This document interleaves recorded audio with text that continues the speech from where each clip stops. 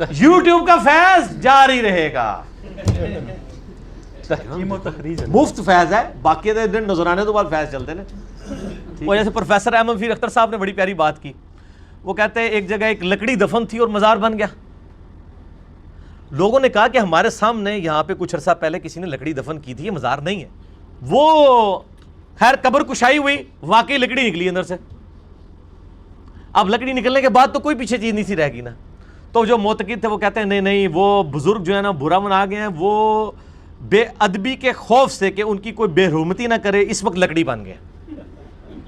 ادھر تو کوئی علاج نہیں ہے نا پھر بھائی، اتنی لوگوں کی مت ماری ہوئی ہے۔ وہ کہتے ہیں جناب وہ جناب دیکھیں نا جی، یہ اس لیے دنیا جاتی ہے وہاں پہ کہ اللہ نے دنیا کو اس طرف لگا دیا ہے۔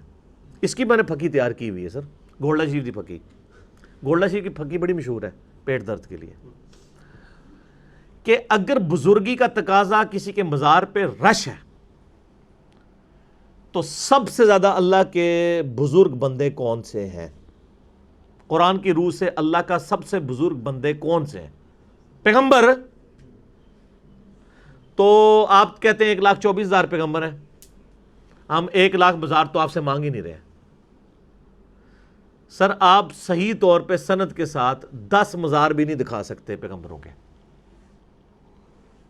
سوائے نبی علیہ السلام کے، وہ بھی ان کی نبوت قیامت تک کے لیے تھی، اللہ نے ان کا جو قبر مبارک ہے اس کو سامنے رکھا ہوا ہے۔ اگر میں آپ سے پوچھوں کہ جی مجھے بتائیں کہ حضرت لوط علیہ السلام کی قبر کدھر ہے، حضرت نوح علیہ السلام کی قبر کدھر ہے؟ آدم علیہ السلام کی نہیں میں نے پوچھنی، ہو تسی بڑھائی ہے ایک جالی، پھر گال تسی اور پاسے ٹور لو گے نا۔ حضرت ذوالکفل کی قبر کدھر ہے؟ کسی کو نہیں پتا۔ تو ان کی تو قبریں ہے ہی نہیں، قبریں ہی نہیں پتا کدھر ہیں، تو مزار تو ظاہر نہیں ہے، تو یہ اللہ کے بزرگوار نہیں ہے، اللہ کے برگزیدہ لوگ نہیں ہیں۔ مزارات کا تو آپ جناب ادھر چلے جائیں، وہ جو حسن عبدال کون سا ہے جی، پنجا صاحب، اتنی مخلوق جاتی ہے، تو اللہ نے لائی ہے اس پاس ہے، دنیا پر قدر ایفرٹ ہے جی، جدھر مرضی لگا لیں۔ اور سر میں آپ کو جیلوں میں بتا سکتا ہوں کہ ایسے بھی مزارات موجود ہیں، پوری زندگی ان لوگوں نے کپڑے نہیں پہنے ہیں، نماز تو خیر کبھی انہوں نے سوچی بھی نہیں، ان کو آتی بھی نہیں تھی، تو مر گئے ہیں، تو پیچھے لوگوں نے ان کے بازار بنا دیے ہیں اور وہاں پہ لوگ بنتے ہیں، مرادوں کے لیے جا رہے ہیں، اور وہاں پہ ایک ٹھیا چل پڑا ہے۔ جس بندے نے پوری زندگی خود نماز نہیں پڑھی، اس کے پاس لوگ جا کے ادھر جا کے ان کے مزار پہ دعائیں کر رہے ہیں۔ تو اس طرح ایک ٹرینڈ، اسی لیے قرآن پاک میں آتا ہے یہ چند نام ہے جو تم نے اور تمہارے آباء و اجداد نے رکھ لیے ہیں۔ حضرت یوسف علیہ السلام نے بھی کہا تھا، گھوڑوں کی دموں والی حدیث لے کے آتے ہیں نا، ہمیں بڑی خوشی ہوتی ہے، ہم چاہتے ہیں یہ حدیث دکھائیں تاکہ ہم ان کے علماء کو کا چہرہ ان کے سامنے رکھیں، تاکہ پھر یہ بھی بول اٹھیں اور ہم بھی بول اٹھیں، نہ میں وابی نہ میں بابی، میں ہوں مسلم علم و کتابی۔ میرا حالہ کافی ہو گئی ہے، اب تازہ تازہ شیطان بھی جو ہے نا وہ آزاد ہوا ہے، زیادہ ہی نہ غصہ کھا جائے کہ یار پچھو کے تو کے کر دیتا ہے انہوں نے، 300 کے ہو گئے نے، ٹھیک ہے جی سبسکرائبر، ٹھیک ہے۔ تو میرا خیال ہے اسی کے اوپر کنکلوڈ کرتے ہیں۔ چلیں میں آپ کو ایک پھکی دے دیتا ہوں، حضرت آدم افضل ہیں یا نبی علیہ السلام؟ حضرت آدم کو فرشتوں نے سجدہ کیا تھا، تو فرشتوں نے نبی علیہ السلام کو سجدہ کیوں نہیں کیا؟ آپ نبی کو سجدہ کر سکتے ہیں؟ تو آپ کی ڈاکٹرائن تو فیل ہوگی۔ اگر آپ کی ڈاکٹرائن مانی جائے تو اگر حضرت آدم کو سجدہ ہو سکتا ہے تو نبی علیہ السلام کو بدرجہ اولا ہو سکتا ہے، تو کیوں نہیں کرتے نبی علیہ السلام کی قبر مبارک پہ سجدہ؟ آپ نے منع فرما دیا۔ تو ادھر تو کسی نے نہیں کہا یا رسول اللہ حضرت آدم کو بھی تو فرشتوں نے کیا تھا، آپ کو کریں تو ہم، یہ تو عشق رسول ہے اور عشق کے چلے تو نمبر لے جاتے ہیں، عقل والے تو عمریں گالتے ہیں، کہنا نہیں نا عشق دے چلے نمبر لے گئے عقل والے اونجی عمرہ گالیاں۔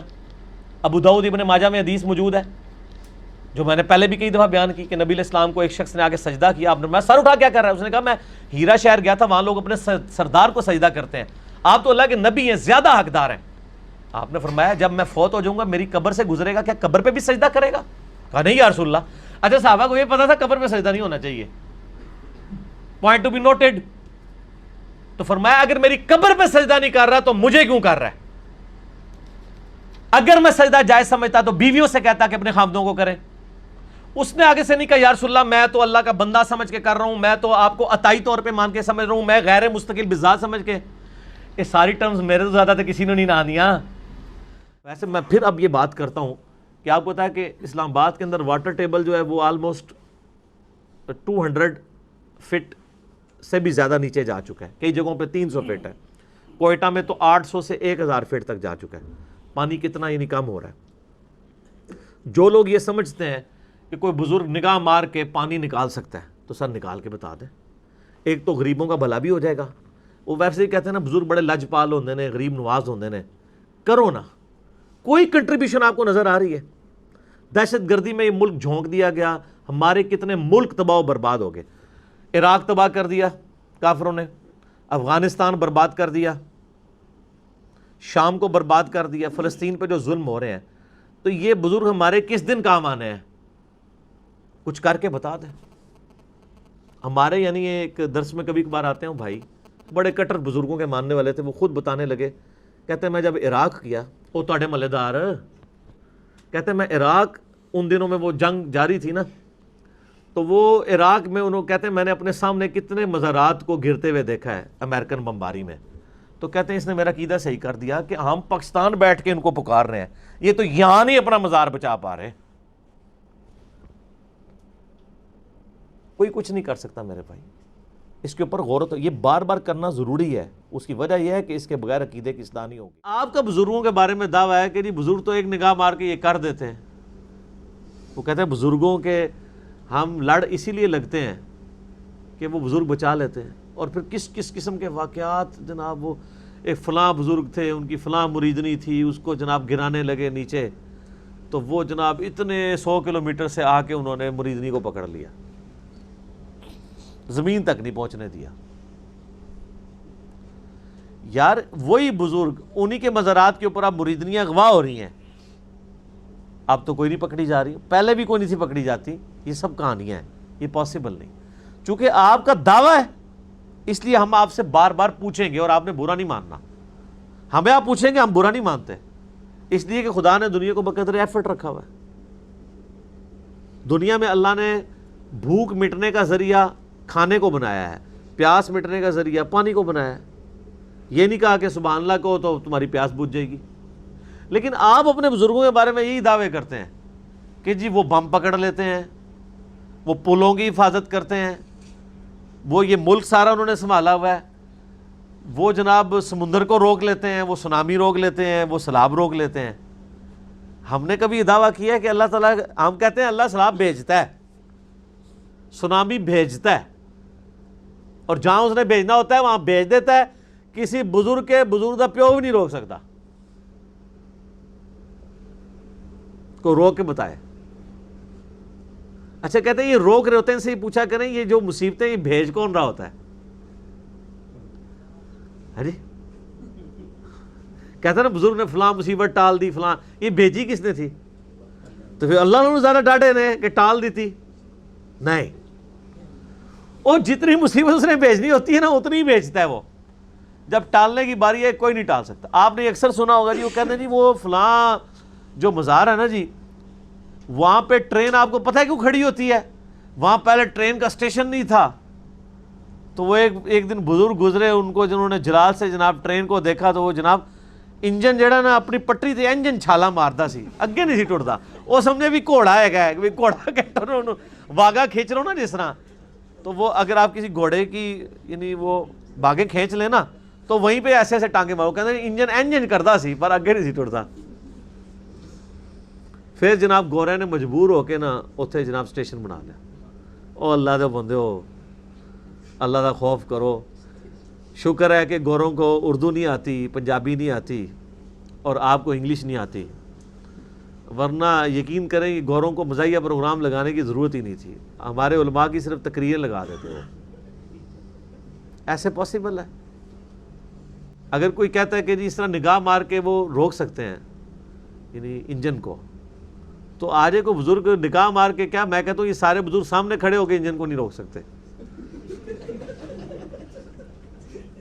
اگر کوئی کہتا ہے میں روک سکتا ہوں تو وہ آ جائے اپنے آپ کو وہ والنٹیئرلی پیش کرے. جس جس بزرگ سے دنیا پاک کروانی ہے تو انہوں بزرگوں کو ہم لے آتے ہیں.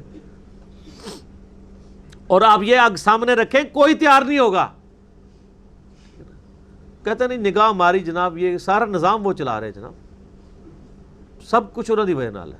تو اس کا میں نے ان کو مشورہ دیا ہے کہ آپ اپنے سارے بزرگوں کو یعنی آمادہ کریں. ایک جہاز ہم ارینج کرتے ہیں بوئنگ 747، سارے بزرگ وہاں پہ بٹھاتے ہیں اس میں. اس کے بعد پائلٹ کو کہتے ہیں کہ آپ پیراشوٹ سے کود جاؤ. بزرگ جو نگاہ مار کے سارا سسٹم چلا رہے تھے وہ جناب کاکپٹ پہ بیٹھ کے بھی جہاز نہیں اڑا سکتے، نگاہوں سے تو اڑانا بڑی دور کی بات ہے. ویسے آپ مجھے بتائیں اگر وہ پائلٹ چھلانگ لگا دے، کوئی بزرگ وہ جہاز چلا سکتا ہے؟ اگر اس کو سیٹ پہ بھی بٹھا دیا جائے تو آپ دیکھ لیں کہ کیسے کیسے ہم نے بزرگوں کے بارے میں نظریات بنائے ہوئے ہیں کہ جی نظام چلا رہے ہیں، یہ کر رہے ہیں، وہ کر رہے ہیں. آپ جہاز چھوڑ دیں میرے بھائی، یہ یعنی پرانے بزرگ زندہ ہونا تو ہمارے جو بچے چھوٹے موبائل چلا لیتے ہیں نا، ٹیب وغیرہ، یہ بھی نہیں بزرگ چلا سکتے جب تک وہ سیکھ نہ لیں. گھڑی میں الارم نہیں لگا سکتے وہ. پرانے زمانے میں کدھر لوگوں کو پتہ تھا یہ سیل جب نہیں ہوتے تھے. اب ایک پرانا کوئی 200-300 سال کے پہلے کا بزرگ آ جائے، اس کو کہا جائے یہ گھڑی کا سیل چینج کر دو، تو وہ پہلے آپ سے پوچھے گا گھڑی کون سی ہوتی ہے. آپ اشارہ اگر نہ کریں سیل وہ کیا ہوتا ہے، اس کو کیا پتہ سیل کیا ہوتا ہے. سب کا سب فراڈ چل رہا ہے. دنیا اللہ نے بقدر ایفرٹ رکھی ہوئی ہے. تو میں یہ بات کر رہا تھا کہ یہ بزرگ پرستی کا فتنہ پہلے بھی تھا اور آج تک وہ فتنہ اسی طریقے سے چل رہا ہے اس قوم میں بھی. بزرگوں کو تو آپ کچھ نہیں کر سکتے. جب امام آپ کے ساتھ ہے سر تو سب آپ کے ساتھ. حدیث مل جائے گی، وہ کہنے گے سرکارو، ہاں پھر حدیث مل جائے گی.